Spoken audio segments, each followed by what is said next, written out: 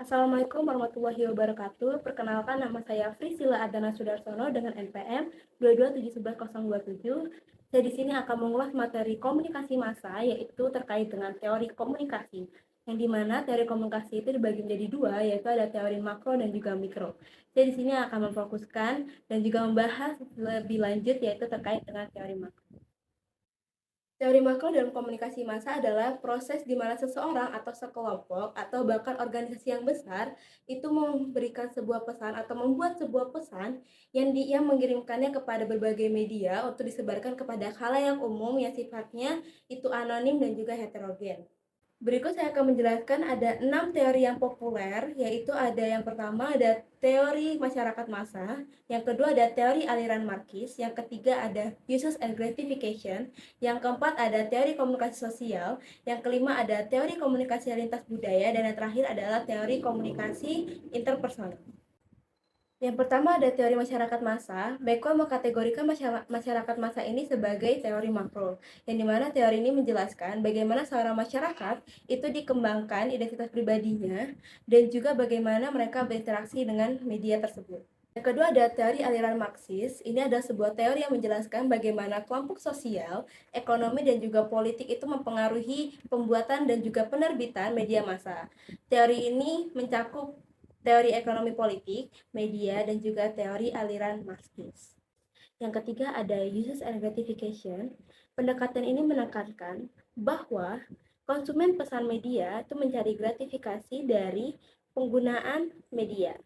Kajian yang dilakukan dalam ranah ini mencoba untuk menjawab pertanyaan mengenai mengapa orang itu menggunakan media massa dan juga kebijakan dan juga bagaimana itu berpengaruh kepada mereka.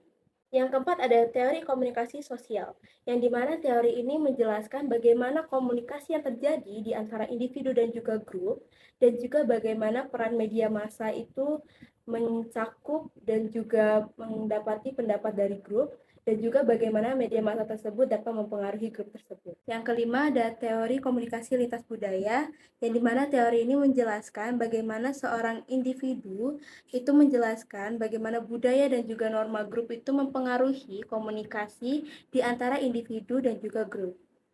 Yang dimana bagaimana sebuah media massa itu dapat mempengaruhi perilaku dan juga pendapat dari sebuah grup. Yang keenam, itu ada teori komunikasi interpersonal. Yang terakhir ini adalah sebuah teori yang menjelaskan bagaimana seorang individu itu berinteraksi satu sama lain melalui komunikasi serta bagaimana sebuah media massa itu dapat mempengaruhi dan juga mempengaruhi dari pendapat dan juga perilaku dari sebuah grup. Dalam komunikasi massa, media itu dapat digunakan meliputi surat kabar, majalah, radio, dan juga televisi.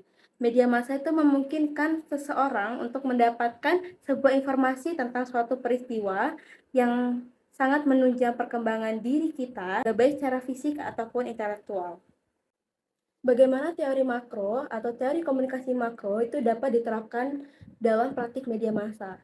Teori komunikasi makro dapat diterapkan yaitu dengan mengkaji bagaimana media massa berinteraksi dengan masyarakat dan juga institusi. Yang pertama itu ada menganalisis informasi, di mana media massa itu dapat menyebarkan sebuah informasi yang relevan dan juga berguna untuk masyarakat, seperti berita tentang politik, ekonomi, dan juga sosial. Dengan memahami bagaimana media massa menyebarkan informasi, pembuat media dapat mengembangkan strategi untuk menyampaikan pesan yang efektif dan juga informatif. Yang kedua ada mengidentifikasi efek media. Teori komunikasi makro itu menekankan bahwa media massa dapat memiliki efek terhadap masyarakat dan juga budaya. Yang dimana dengan kita dapat memahami efek media tersebut, pembuat media itu dapat mengembangkan konten yang dapat di-upload atau yang dapat di-share kepada masyarakat dalam konteks sosial dan juga budaya. Yang ketiga, itu ada menggunakan media untuk mencerminkan budaya. Media massa dapat mempengaruhi dan juga mencerminkan budaya dalam masyarakat, yang dimana sebuah pembuat media itu dapat menggunakan media sebagai mencerminkan budaya yang positif dan juga berguna, seperti berita tentang pencapaian inovasi dan juga kolaborasi. Yang keempat ada mengembangkan hubungan dengan audiens.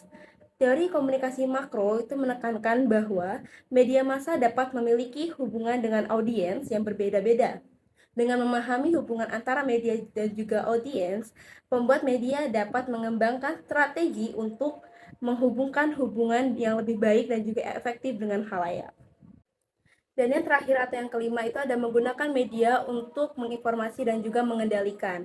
Yang dimaksud adalah media massa itu dapat digunakan untuk menginformasikan dan mengendalikan seorang masyarakat tentang isu-isu yang terpenting atau yang berpengaruh kepada kehidupan sehari-hari. Yang dimana dengan kita memahami bagaimana media massa dapat menyebarkan informasi atau mengendalikannya, pembuat media dapat mengembangkan konten yang informatif dan juga berguna bagi masyarakat.